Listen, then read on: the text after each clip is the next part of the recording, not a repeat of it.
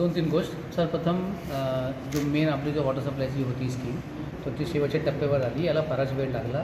याच्याबद्दल थोडंसं आम्ही चिंतन करायला पाहिजे की इतका वेळ का लागला, लवकर व्हायला पाहिजे. तर पण याचं समाधान आहे की आता ते अंतिम टप्प्यात आलेली आहे. फिजिकल काम पूर्ण झालेलं आहे. त्याच्या ॲक्च्युली एक WT पर्यंत त्यांच्या कमिशनिंगच्या वॉटर सप्लाय पाठवून पण झालेलं आहे आणि तिथे फ्रँकली कोणत्या प्रकारचा काही लिकेज आला नाही. आता जो नेक्स्ट नेक्स्ट WTP जो आहे तिथपर्यंत पण आपला कमिशनिंगचं काम ते 10-15 तारखेपर्यंत 10-15 दिवसामध्ये संपेल. तर याचं समाधान आहे की फायनली आपण पाईपने शुद्ध पाणी तिथे डायरेक्टली घेऊन येत आहे शहराला. तो 200 ml पाणी आतापर्यंत जो येत होता त्याच्यामध्ये कधी ते फार जुनी पाईपलाईन असल्यामुळे अधूनमधून फुटत होती, त्याचा एक हे होता. प्लस आपण उघड्यावरून आणत होते, त्याच्या जितके पाण्याचं तुम्ही या शहर पैसे पे करत होता त्याचा फक्त 5-10% पाणी इथपर्यंत पोहोचत होता. तर हे दोन जो गोष्ट झाली की आता तुम्हाला 200 ml 100% कॉन्फिडन्सने प्रत्येक दिवशी मिळेल, हे याचं समाधान आहे. स्मार्ट सिटीने जो काही प्रोजेक्ट्स केले त्या प्रोजेक्ट्समध्ये काही प्रोजेक्ट लोकांना आवडले, काही प्रोजेक्ट्सबद्दल काही त्याच्यामध्ये टीकाटप्पणी झाली. सगळे आमच्यासाठी एक फीडबॅक आहे. तर आता आम्ही असा निर्णय घेतलेला आहे की एक तो हे शेवटचा प्रोजेक्ट होता. हे प्रोजेक्ट्स पूर्ण झाल्यानंतर स्मार्ट सिटीमध्ये या कोणतेही ॲक्टिव्ह प्रोजेक्ट्स राहणार नाही.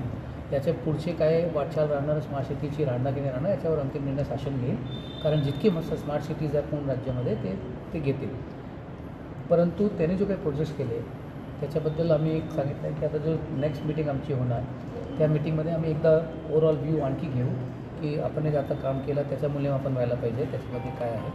आणखी फॉर्मली हे सगळं त्यांना कॉर्पोरेशनला शिफ्ट करून फिर स्मार्ट सिटी जो आहे त्यांचं काम एक तरीके संपेल. याच्या आणखी दोन जो पाण्यासाठी जरी स्मार्ट सिटीचा नसेल जो कॉर्पोरेशन करतील, पण पाण्यासाठी दोन महत्त्वाचे आहेत. एक आपल्याला जो एक WTP जो ज्याचं काम आता सुरू होणार आहे, पण त्याला 1-1.5 महिने आणखी लागतील सुरू व्हायला. कारण एक तर फॉरेस्ट क्लिअरन्स आहे, आणखी थोडासा पावसाचं पण आहे. पण पुढच्या दिवाळीपर्यंत त्याच्या पण तो 50-60 ml पाणीचा ट्रीटमेंटची कॅपॅसिटी पूर्णपणे येऊन जाईल. या शहरामध्ये एक थोडा आणखी एक प्रॉब्लेम आहे. आपलं शहर आहे, आपल्याला माहिती झालं पाहिजे. ते डिस्ट्रीब्युशनचं नेटवर्क इतका नाही की जो काही आम्ही 250 ml पाणी आणून ते पूर्णपणे डिस्ट्रीब्यूट होऊ शकते. त्यासाठी त्यांनी कॉर्पोरेशन एक स्कीम करणार आहे ते डिस्ट्रीब्युशन इम्प्रूव्हमेंटची. ते तर सततची गोष्ट आहे, तर करावंच लागेल. पण तिथपर्यंत पाण्याची शाश्वती झाली, पण डिस्ट्रीब्युशन जो रॅशनली सगळ्यांना एकसारखा सगळ्यांना मिळाला पाहिजे आणि प्रत्येक दिवशी मिळाला पाहिजे, ते शायद आणखी त्याला एखाद वर्ष लागतील. कारण ते ज्यापर्यंत डिस्ट्रीब्युशनच्या नेटवर्कचा करायला सुरू करत नाही त्यांनी त्याच्या फेज वाईज प्लॅनिंग केलेली आहे की जो कोणतं लवकर करायचा ते इश्यू पण ऑलमोस्ट 800 कोटीच्या वर जात आहे. त्याच्यापैकी 350 काहीतरी कोटीचा फेज 1चा ते करणार. पण हे जो प्रोजेक्ट आहे ते कॉर्पोरेशन करणार आहे. ते it is on the drawing stage. त्याचा रिपेअर करून शासनाची त्यांना मंजुरी घेऊन करणे. त्याच्यानंतर आम्ही म्हणू शकू की आता 2045पर्यंत कमीत कमी या शहराच्या पाण्याचा प्रश्न सुटला. तो एक याचं समाधान आहे की थोडा तरी स्मार्ट सिटी हातभार लावू शकली.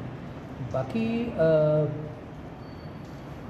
समाधान आहे की याचमुळे कोणी माझ्या पर्सनली सोलापूरचे थोडासा नाता जुडला आहे.